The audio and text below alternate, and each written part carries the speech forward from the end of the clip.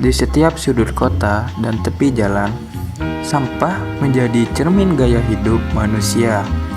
Ia bukan sekedar benda kotor yang dibuang, tetapi tanggung jawab yang harus dikelola dengan bijak.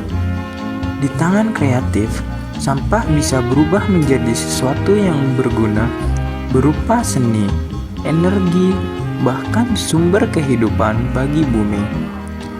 Namun, tanpa kesadaran, ia justru mencemari alam.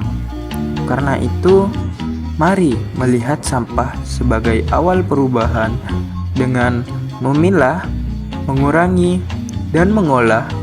Kita turut menjaga bumi agar tetap bersih dan layak untuk masa depan. Karena jika hidup bersih, maka yang nyaman adalah kita sendiri. Halo, assalamualaikum warahmatullahi wabarakatuh.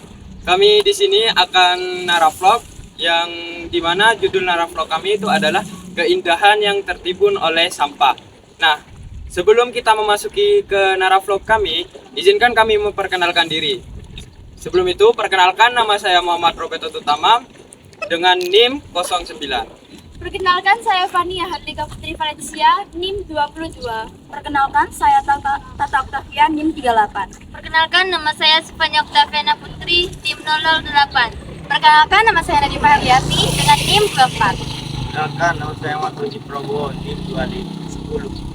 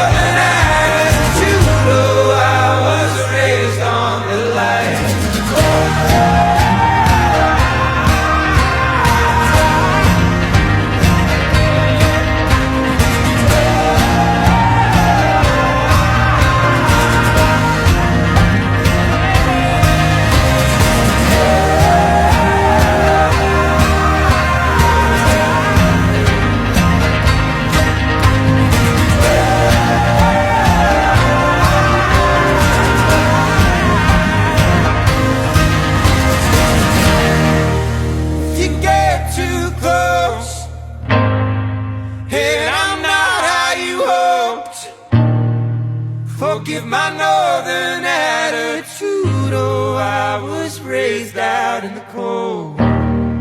If the sun don't shine till the summertime, forgive my northern attitude. Oh, I was raised on little light.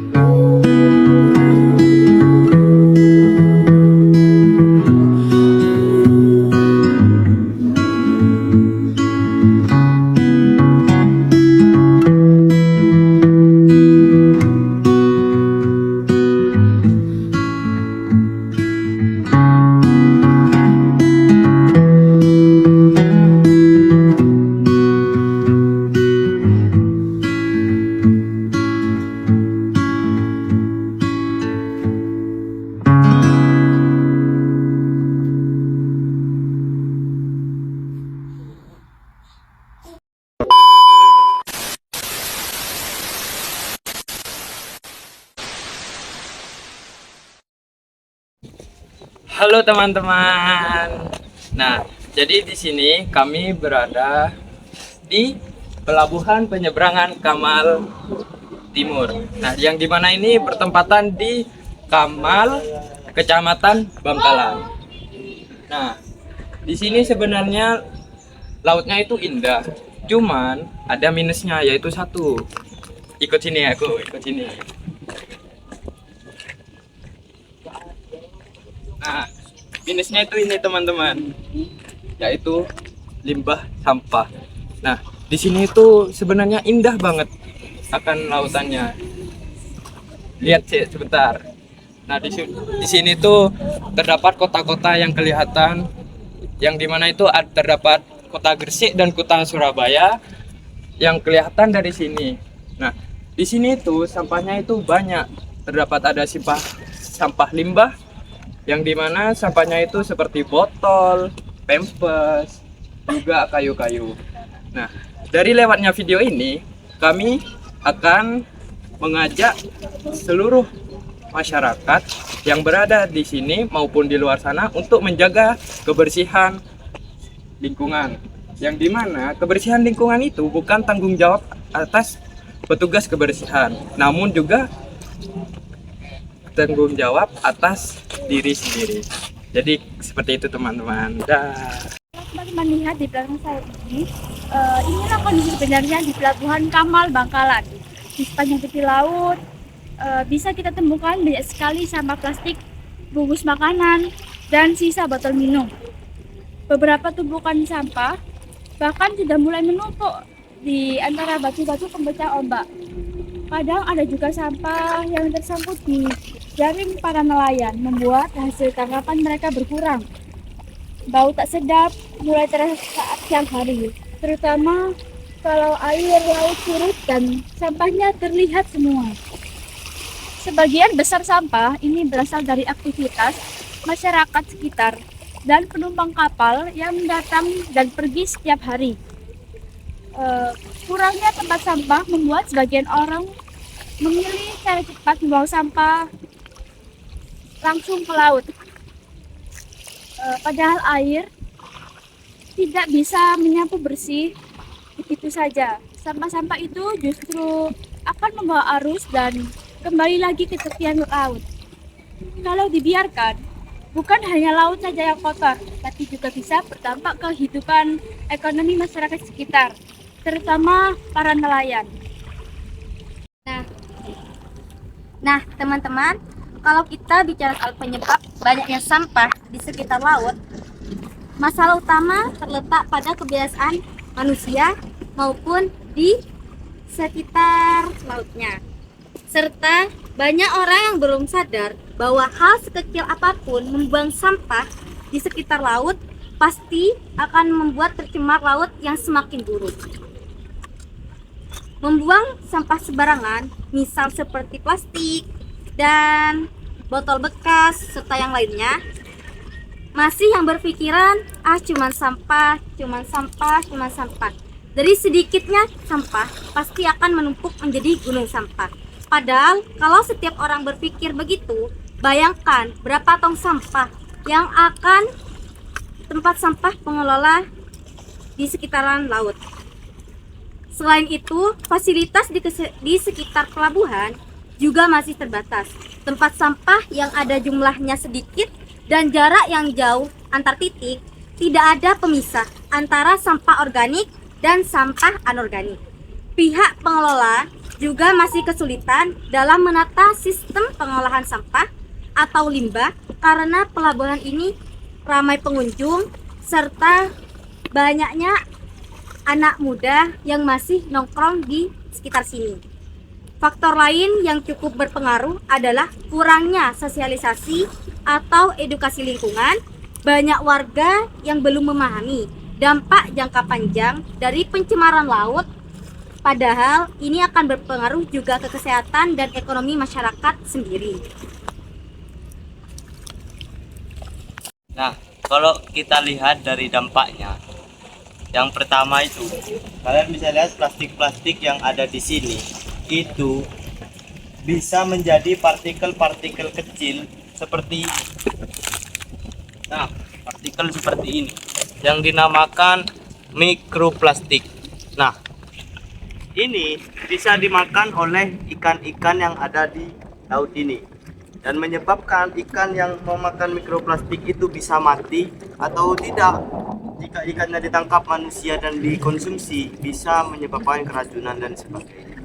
Lalu juga sampah-sampah yang menutup seperti ini bisa menyebabkan oksigen yang ada di bawah biota-biota yang ada di bawah laut sini itu kekurangan oksigen, yang membuat biota-biota yang ada di bawah sini tidak bisa bertahan hidup, seperti terumbu karang, terus ada ikan-ikan itu tidak bisa hidup di bawah sini. Lalu juga sampah yang ada di sini itu bisa menyebabkan saluran-saluran tersumbat. Sampah yang naik dari ombak ini menuju ke pembuangan-pembuangan seperti di sini, menyebabkan air yang dari darat untuk turun ke laut itu tidak bisa turun dan akan menyebabkan banjir. Sebenarnya ada banyak hal yang bisa dilakukan untuk mengatasi sampah-sampah yang ada di sini. Yang pertama, tentu saja kesadaran diri sendiri. Mulai dari hal sederhana seperti tidak membuang sampah sembarangan dan membawa kantong atau botol minum sendiri supaya tidak menghasilkan sampah plastik baru. Yang kedua adalah mengadakan kegiatan rutin seperti kerja bakti atau aksi bersih pantai di sekitar pelabuhan. Kegiatan seperti ini bisa dilakukan sebulan sekali oleh warga atau pelajar agar kebersihan tetap terjaga. Yang ketiga, penambahan tempat sampah di area strategis pelabuhan, lengkap dengan pemisahan organik dan anorganik. Dengan begitu masyarakat jadi lebih mudah untuk membuang sampah pada tempatnya.